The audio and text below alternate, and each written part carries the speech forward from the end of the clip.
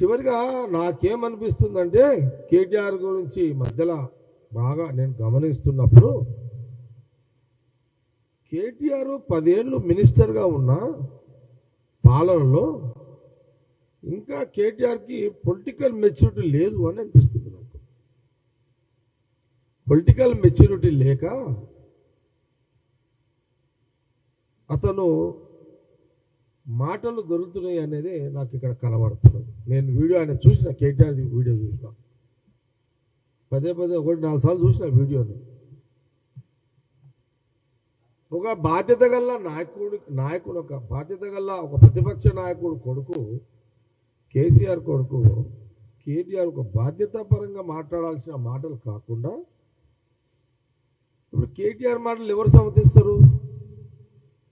కాంగ్రెస్ పట్ల ఆ రకమైన విమర్శలు చేస్తే తెలంగాణ ప్రజలు, దేశ ప్రజలు ఎవరు కూడా